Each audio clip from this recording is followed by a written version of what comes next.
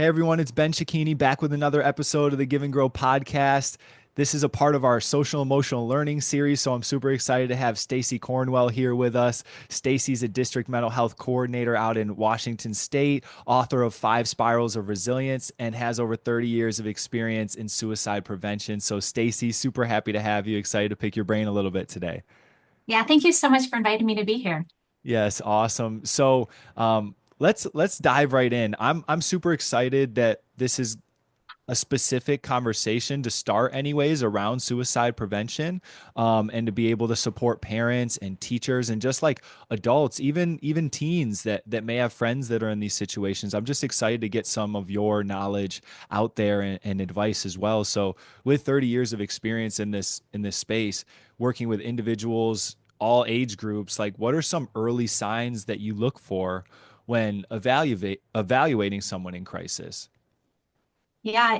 So the thing is, there are a lot of warning signs, there are a lot of risk factors, and it would be nearly impossible to remember all of them. Based on my experience, which was doing crisis work and suicide risk assessments every day, multiple times a day with individuals, what really it came down to that I would hope people walk away with, because you can't remember everything, is noticeable change in their behavior. Someone is acting very differently than how they normally act. And so that could be like with their mood, with their sleep, just their ability to be around people versus wanting to like isolate, those kinds of things. Noticeable change rises to the top of the list for me as something to Mhm. pay attention to because you know it, you see it, you're like, something's off, something's different. So that would be my number one thing. The second thing that I would say is people who are feeling like they don't belong, that they don't feel connected to others. That's actually one of our highest risk factors for suicide. It's actually a highest risk factor for all safety issues, like people getting into drugs and alcohol, or people going down that road where they might share a picture that could be used against them in the future, those kinds of things. And connection is such a huge thing.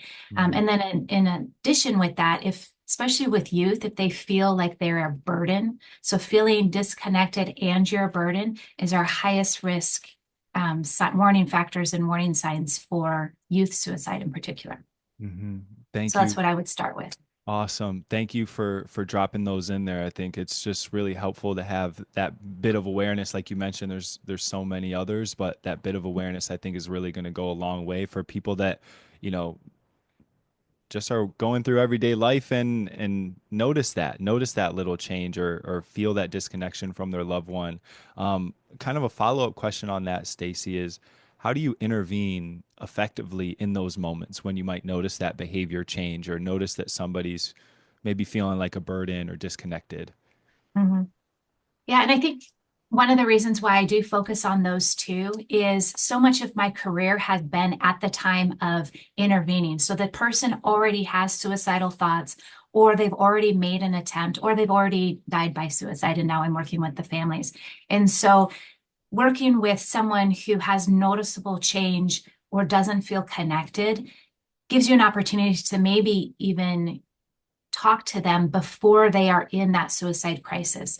But if you're in that suicide crisis, the first thing that you're talking about is how can I make sure that this person is safe? And that might involve getting yourself, getting other families, friends, maybe getting professionals involved, our 988 crisis line system, sometimes even 911. We have a lot of police officers that are trained in mental health de-escalation. We have a lot of units that actually are partnered with mental health people and they co-respond into the situation. And so you can have the safety component and also the mental health person there. But what you're looking for is asking the question, are you thinking about killing yourself? And if you've never asked that question before, you certainly don't want it to be at a time where it's going to matter. And so I always tell people to, when you're brushing your teeth afterwards in the mirror, just ask the question or turn to a friend and ask the question. Get a couple of them out so you can say it in a way where it doesn't sound like you're uncomfortable, that there's judgment, that the person will actually answer honestly. Because if they feel that you're uncomfortable, remember, they already think that they're a burden. They're not going to say, yeah, actually, I am. They're going to be like, oh, no, I'm fine. So Mhm. asking the question, are you thinking about killing yourself? And then listening. That's all you have to do. You don't have to say the right thing. You don't want to say the wrong thing, but you don't have to say anything. You just listen. Mhm. And a lot of times there's just this sigh, like, yeah, I've really been struggling. And Mhm. you can validate. You don't have to know exactly what they're going through to show validation. You don't have to, if you've never experienced suicidal thoughts, or if you've never experienced, say, a death of a parent, or a trauma, or whatever it is that they might be going through that might be contributing to this crisis for them. You definitely can relate to feelings of sadness or anger or fear or being overwhelmed. And so you validate those things, and you say Mhm. something like, wow, that sounds really hard. Or thank you so much for sharing this with me. I might not know what to do, but I'm going to help as best I can. Mhm. Mhm. So asking the question, validating, not trying to fix it, not trying to say, we got to do this, you need to do this, it's fine, things have been better. Those kinds of things are invalidating. So validating, and then also helping them connect with someone who can help when they're at a point, Mhm. because that's how we get them hope. Like, I don't know what to do either, but I'm going to be here for you. We're going to figure this out. I think that there might be someone that has a lot of experience with this. Let's connect you to them and see what we can do. So those Mhm. are the main interventions I would say off the top. And then the last thing that is really the most important thing, regardless of whether someone says that they are having suicidal thoughts or not, if we're concerned about them and we've asked the question, or maybe we haven't even asked the question, a conversation about, do they have guns in the home that are secure? It's not a question about, do you have guns or not? It's not whether you agree with that or not. It's, if you have guns, are they secure? Are they locked up? Because what we know is that when someone has suicidal thoughts, that from the time they make the decision that they are going to attempt to take their life, it can be a very short time. It can be 10 minutes. And so if we can delay 10 minutes of that intensity by locking up a gun or removing it, because guns are our most lethal means, then that could save a life. So those are the things that I would say for anyone who is concerned, is have those conversations, asking the question, validating, helping connect them to someone if that's what's needed, and also having that conversation is, do you have guns that are secure? And if not, then can I help you secure them, whether they're in the Mhm. home or out of the home, in a lockbox, whatever the situation may be. Thank you, Stacy, um, for just sharing all that. I'm feeling like really like it's a pretty heavy conversation to have, and it can be even uncomfortable at times to like put ourselves in that mind frame of needing to ask somebody that question, you know. It even feels uncomfortable for me right now wanting like to practice that. So your suggestion of like practicing it in the mirror, practicing it with a friend or, somebody before actually asking that question to somebody that you're concerned about, it just feels like well, yeah, get some practice in because it's a challenging conversation to have. And I've even been in that situation with concerns around a family member and totally didn't know how to approach it, even being in the mental health space. So this is just, I feel like vital information for all of us to be aware of, and just so thankful that you're here continuing to spread, your experience and knowledge and a safe approach for everybody. And also with just like I guess thoughtfulness, mindfulness around everybody's comfort level, or just hey, I might not be able to know, or I don't know what's going on, but we're going to do this together. Like just acknowledging for ourselves that hey, I don't know what I'm doing, but we're going to get the help that we can. Mhm. So just thank you for breaking that down right off the bat. And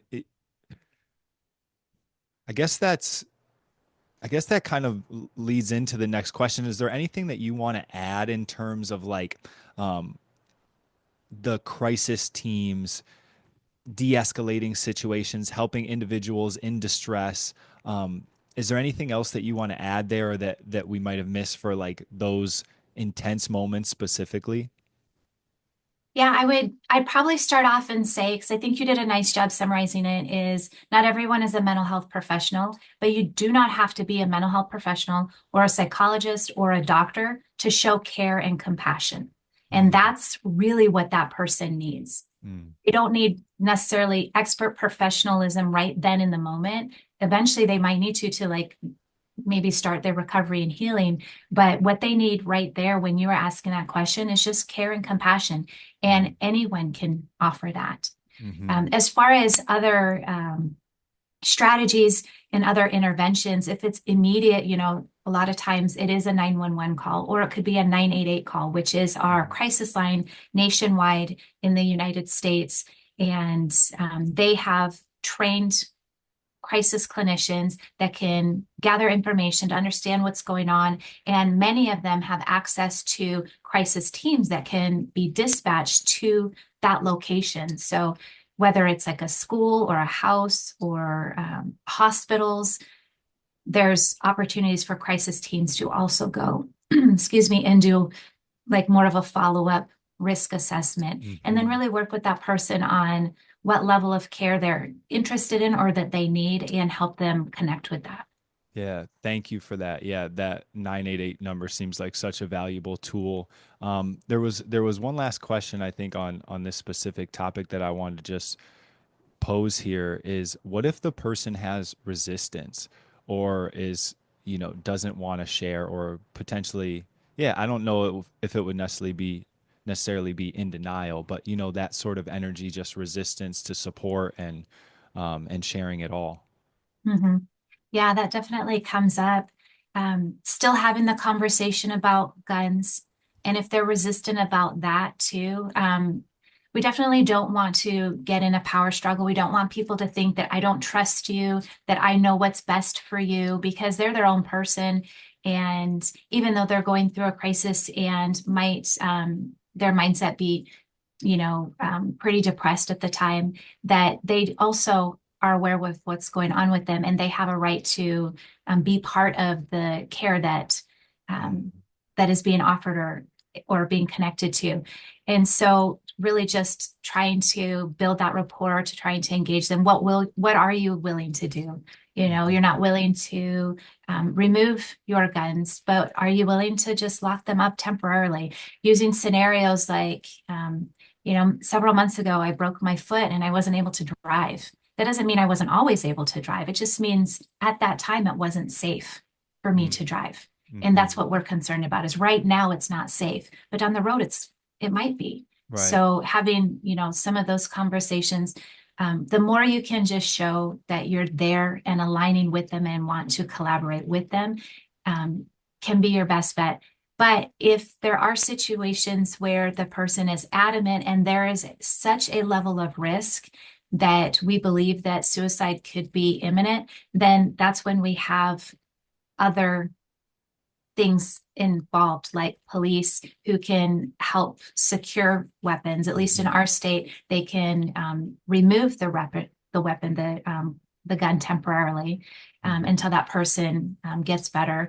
We have hospitalizations, we have outpatient treatment, we have intensive outpatient treatment, we have all kinds of treatment options that can be offered and sometimes imposed if it's a situation where the person cannot see that they need that level of assistance. But that's in the very rarest situations where we would impose and force someone into a treatment environment.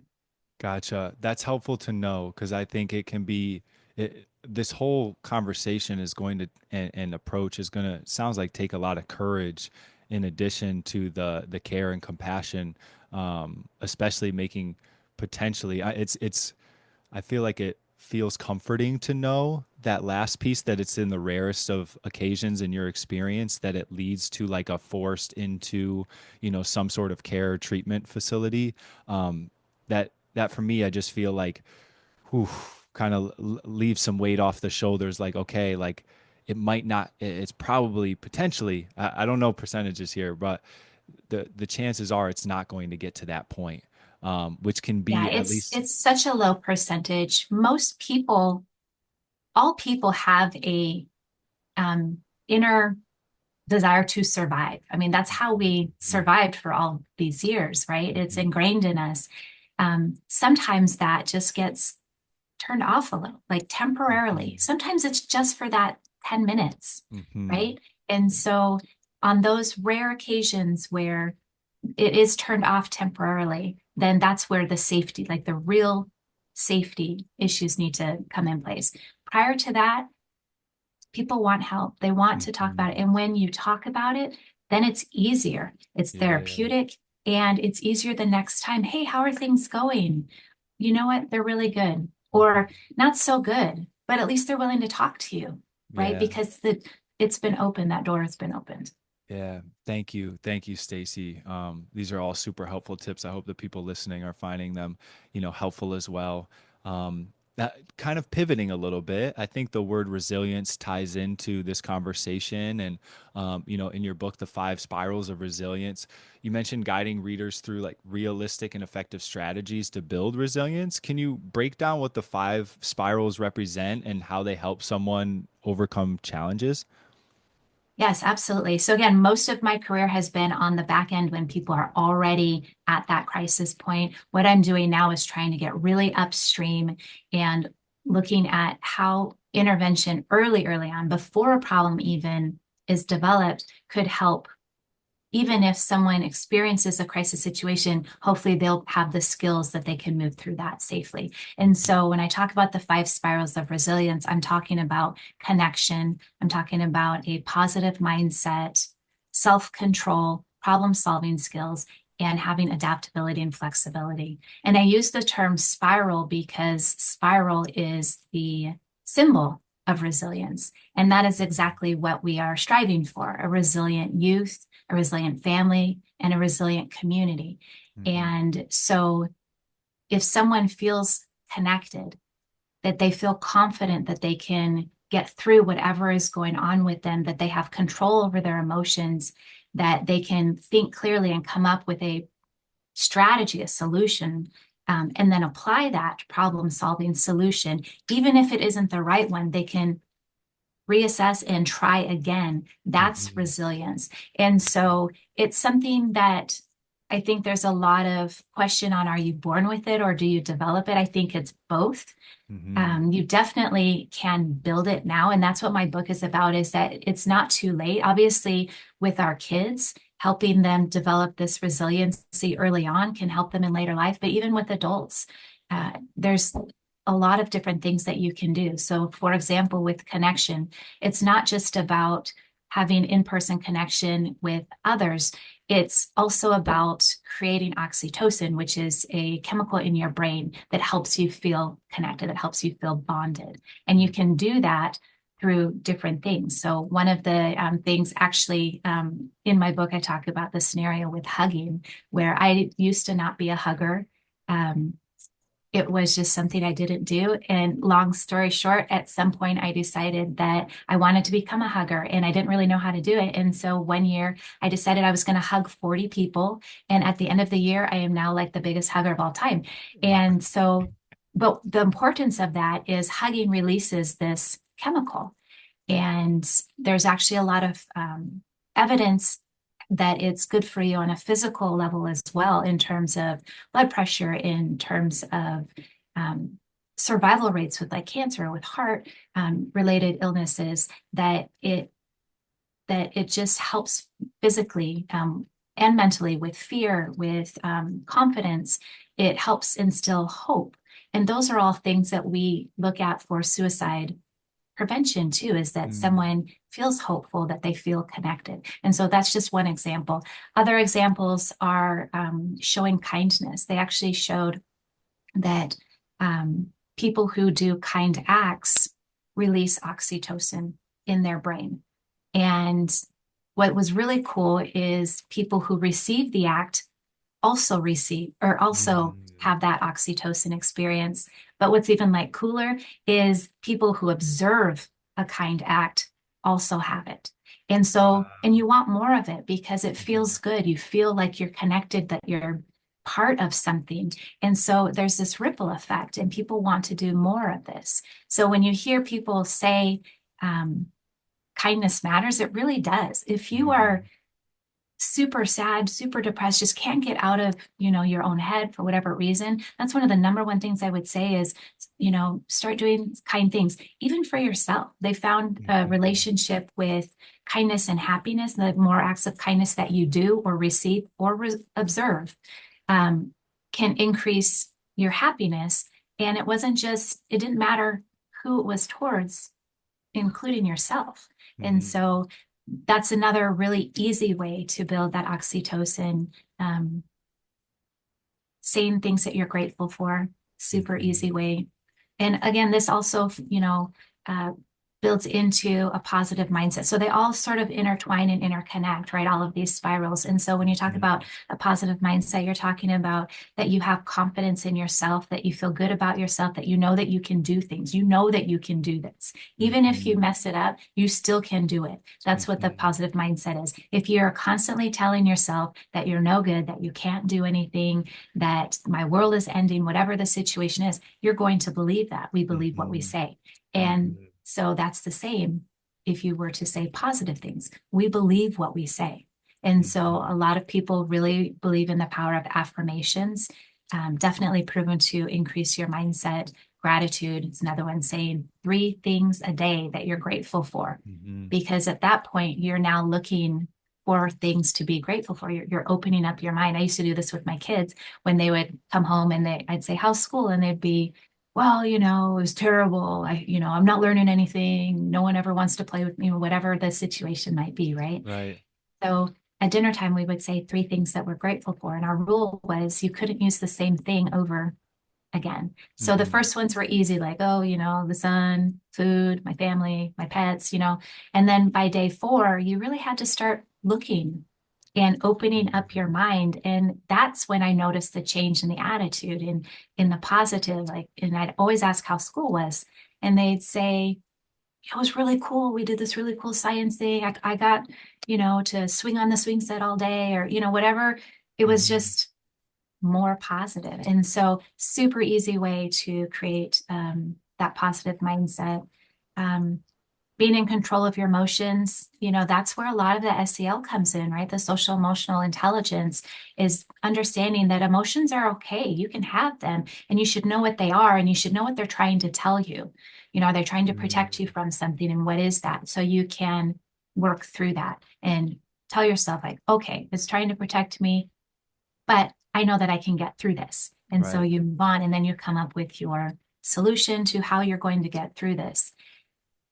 And that's where we really want to make sure that, especially with our youth, those skills are developed because we don't want them to try once and then stop. Mm. That's where you get stuck. We want them to try. And if it doesn't work, that's okay. Because the Mhm. goal wasn't that solution. The goal was whatever it is over here that we're trying to get to. Mhm. And so if that pathway didn't work, then we try a different one. We want them to Mhm. keep trying and keep trying and keep trying until they get to that point where they want. It's when they stop trying because they're so frustrated. They don't believe that they can do it. Their emotions are so heightened that they aren't able to really think clearly with their brain because they're back into their primitive brain and they don't feel like they're connected with other people to help them in a situation. So that's really what happens when you don't have resilience and you get stuck and then you get into Mhm. this dark place. So we want to build all of those spirals so you have these skills so you can move safely through whatever life throws at you. Yeah. Beautiful. I feel like you just dropped so many things there. I can't summarize it all, but just like the main pieces that are coming through and the main ties that I'm feeling or observing here are that resiliency, stepping out of your comfort zone a little bit can build some of that oxytocin, that hug challenge, those little small things, that you mentioned, the hugs, the saying 3 things you're grateful for and actually needing to sit with those after a certain period of time. Just like it's not that complicated, but it does take a consistency and an effort, and sometimes a stepping out of your comfort zone to be able to grow and access more of these. more of the oxytocin, more of the positive mindset, more of the things that are going to help us move towards our goals and our dreams, and the person that we are in our core, that compassionate, kind, loving, resilient person. So thank you for just breaking that down. It sounds like a beautiful book as well to like really dive deeper into these things. And I'm a big like comfort challenge person. Like I like doing that like as an opportunity for growth, and like to be able to recognize like, oh, fear's coming up. Well, that fear is trying to protect me from something, but right now it's kind of holding me back from getting on that stage or sharing this offering, or, doing whatever it is that I really want to do. So I can remind myself it's okay. It's okay to move forward. And those comfort challenges really help us step into those new spaces, and mindfully approach whatever emotions and protectors and things might be coming up, to try and help. Uh, I have one last question for you, Mhm. Staci. As a mental health coordinator, so in that, more upstream role that you're in now, you focus on helping others understand like why social emotional intelligence is essential for students to be future ready. How do you approach getting ahead of mental health issues, and what can parents do to proactively support mental wellness? Yeah, I really feel strongly that the key to that is developing these skills, these resilient skills. But if parents or teachers or anybody, if they want to focus on one thing, it is helping kids feel connected and that Mm, they belong. Helping, helping kids, if we can accomplish that, that's like 80% of the battle. Because if you mm, feel connected, then you have people that you can go to, right? You're mm, connected to your family, you're connected to school, you have maybe some friends, you have people that are there that can support you. You may, if you feel like a burden, it might be okay because you have people that, are supporting you through that.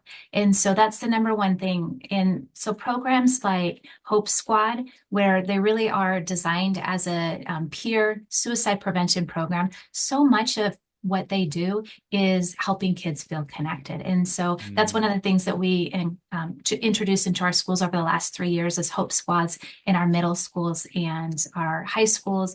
And it's been a amazing project. The kids have just thrived. We've had situations where um, there has been some concerns or risks of suicide that were um, treated differently now, I think, because of the Hope Squad and people feeling more open about talking about it or even going and getting help mhm, for someone that they were concerned about. Prior to that, even when kids had trusted adults, they didn't necessarily bring concerns to them.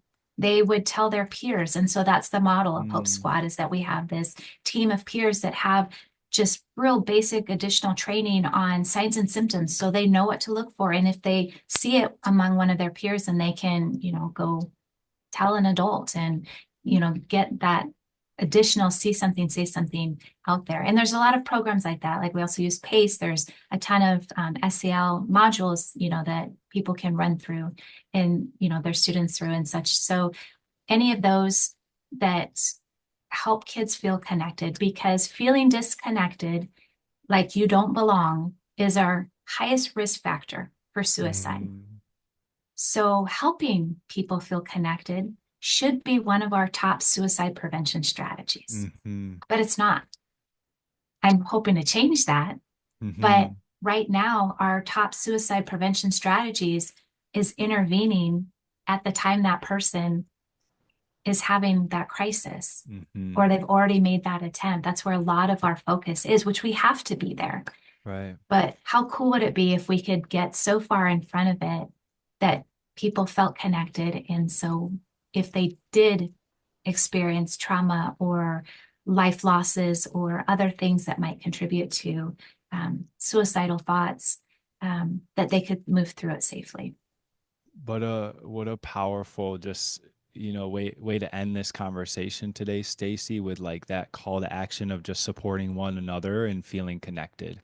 Whether that's a small little reach out, a hug, a conversation, um, just being next to somebody in their space and not needing to say the right thing, not needing to say anything, and just being there. That presence is something that can build connection. So I just really appreciate that, and thank you also for dropping in those different resources. Pace and Hope Squad. We'll share a link to those in the description here, if you're interested in finding out more for your schools, for your families, whatever it is. So Staci, I just want to say thank you so much for your time, your work, everything that you've been doing. I'm sure longer than the 30 years of your, professional career in here, but just like all of that beautiful work and wisdom that you're sharing with the world. Thank you so much. Well, thank you again. I love what you're doing, and I'm really excited to see where this goes. Awesome. Awesome, you guys. Well, stay tuned. We'll see you on the next episode. Much love.